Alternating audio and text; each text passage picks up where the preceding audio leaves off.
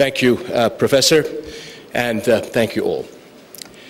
It is a pleasure to be here once again, and I wanted to take the opportunity to thank Professor Schwab for the direction of the world events has more and more borne out his insights when he founded this forum.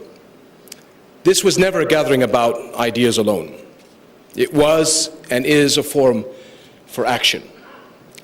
So my friends, these last years have seen turmoil and challenge across the globe, and no less than in my region.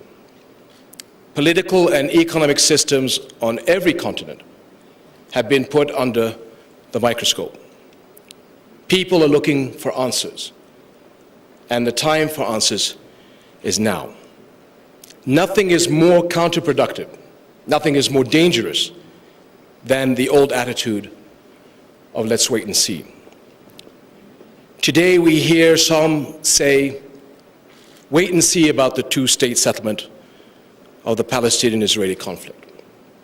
They say the times are too uncertain, there are other priorities, let's just wait. But today's unprecedented threats to regional and global stability and security don't wait.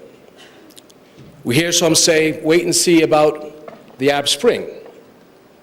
They say there are too many unknowns, or they fear they won't own the game.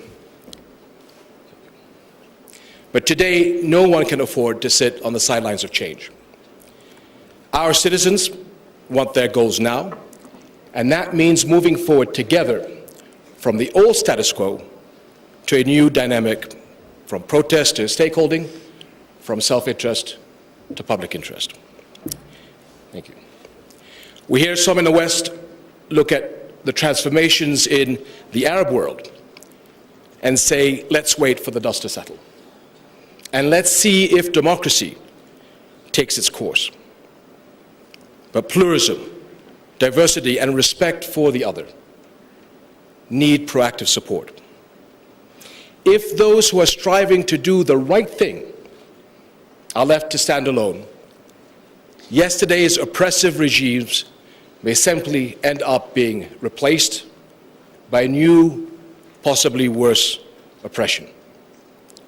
Determined engagement is needed to foster equality, the rule of law, and respect for the universal, indivisible rights of all peoples.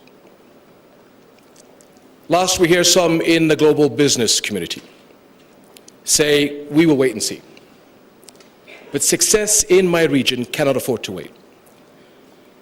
Businesses and investors that get in now will lead and send a powerful message to future consumers and leaders that we are with you, on the ground, building the future. And my friends, Jordan remains a secure haven at the heart of the region because it rejected the wait-and-see approach and tackles its challenges. We have seen that this week in Jordan, landmark parliamentary elections, voters chose 150 members of parliament from a record number of candidates, including record numbers of women candidates as well. These elections reflect a simple recognition. Every citizen must be empowered as a stakeholder if our nation is to achieve its full potential. The Arab Spring gave Jordan an opportunity to renew the momentum of change. And what we seek is a level, broad reform path based on the rule of law. Comprehensive, consensus-based change aims at strengthening representation, enhancing the separation of powers, and protecting civil rights and freedoms, especially for women and minorities. Consultations with Parliament will start in the next few days for the designation of the new Prime Minister. Serious policy decisions are on the leadership agenda: job creation, energy services, further political reform. But I want to say that in the most profound sense, it is our citizens who are the first leaders. their civic responsibility did not end on Wednesday when ballots were cast. Their continuous engagement is essential to hold Parliament and government accountable, to expand Jordan's political party culture, and to keep political and economic reform real. And in the economy, we have important strengths to build on. The central position in the region, with access to over 1 billion consumers worldwide, a diverse and innovative workforce, strengthened safeguards against corruption, investment-friendly policies and legislation.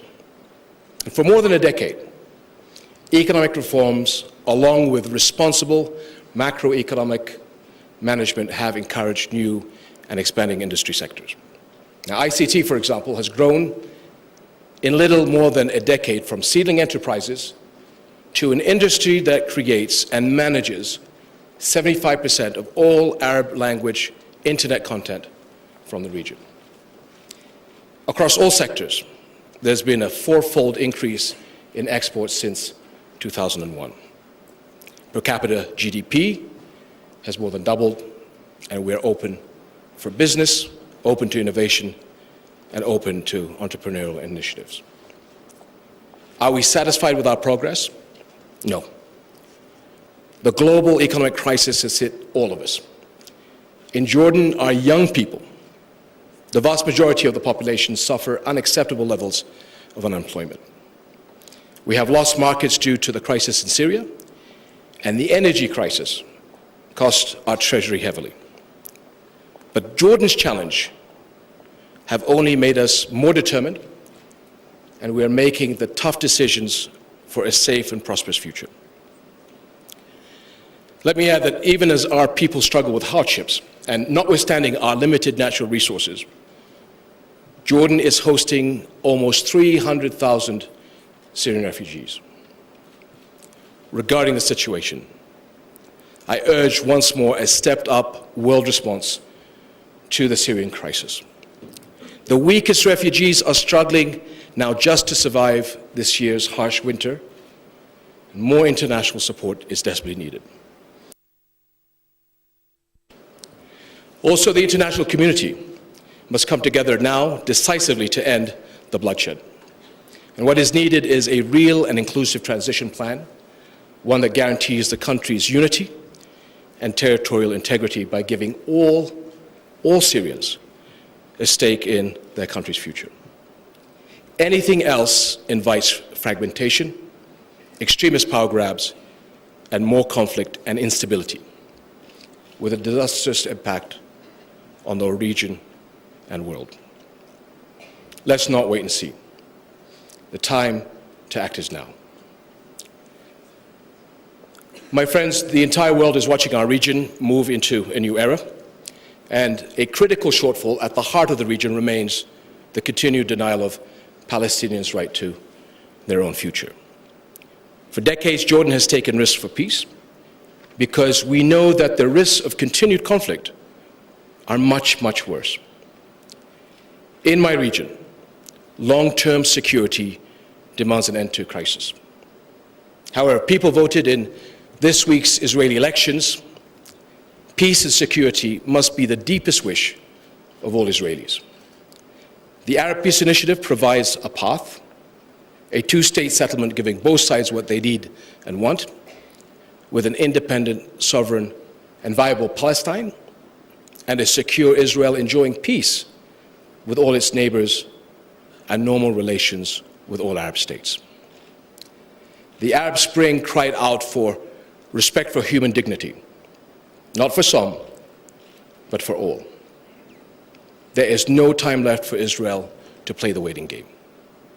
And I've called on the international community to join Jordan in breaking the impasse and pressing for active negotiations to end this conflict once and for all. We must act while there's still a chance.